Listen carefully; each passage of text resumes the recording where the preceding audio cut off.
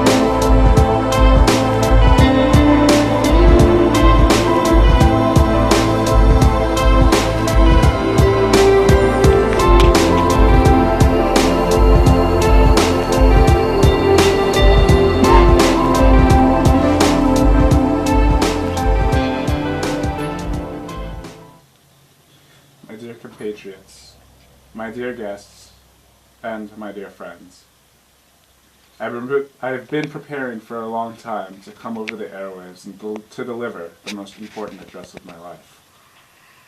There is no better time in our great country's history than now for me to give it. My friends, we have gone through some of the hardest times in our country's history, many of us living through the worst of it, myself included. We have seen hatred stretching across one end of our borders to another, a lack of love, a lack of peace, a lack of respect for human beings and who we are.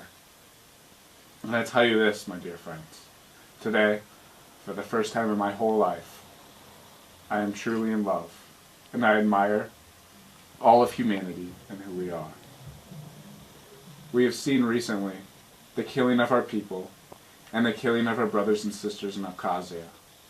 Today, we have seen thousands of displaced Georgians living among us with no place to go and no say in whether or not they will be able to return to their own homes. We have seen the mass murdering of ethnic groups from within our borders, and a conflict arise that I believe needs to be stopped. I believe that there is no territory and no land, no golden palace or diamond airline jet worthy of taking another human being's life. In the fell clutch of circumstance, I have not winced nor cried aloud. Under the bludgeonings of chance, my head is bloody, but unbowed. A leader needs to place their duties to love other human beings above all other duties. We have seen too many leaders before this day who have not led like this. They go day by day giving orders to their people, my people, our people. They tell us what is right and what is wrong according to them. I want you all to take a second and ask yourself, what is right and wrong according to you, a human being? I have done these same things this past few months and asked myself the same question I just proposed to you. I have something I need to confess to each and every one of you. During my campaign, an Abkhazian woman came to my house to speak to me about my campaign speeches and message.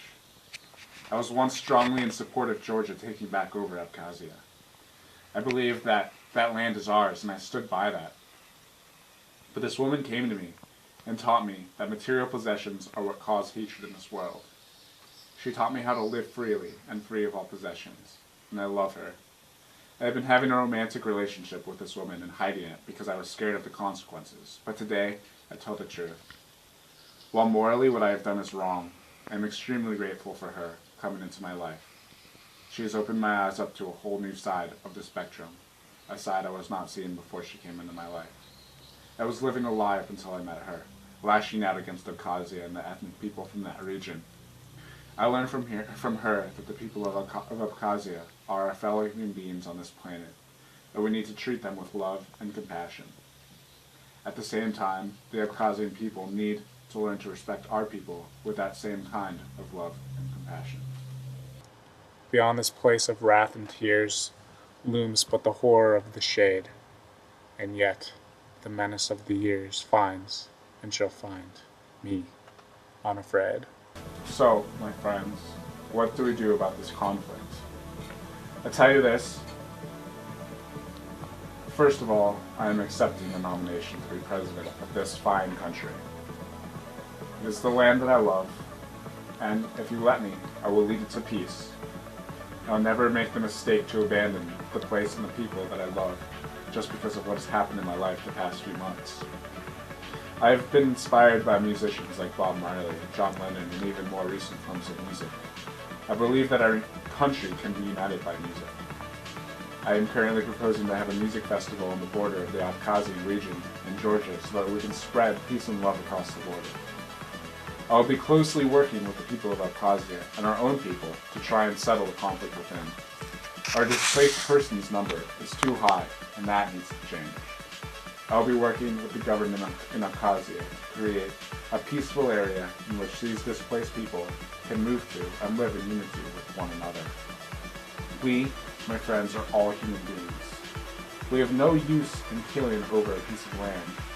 We need to break down the border that separates us as Georgians and Abkhazians and start living as one unified group. We may be separated by a border, but there is, and I see no reason for us to kill one another. I will lead this country morally and correctly. I will listen to what the people want, and I will fix the problems that we face every day. My intentions are to stand by my country and make it a peaceful place for everyone to live, no matter what ethnicity you are. No matter what. It matters not how straight the gate, are charged with punishments the scroll. I am the master of my fate.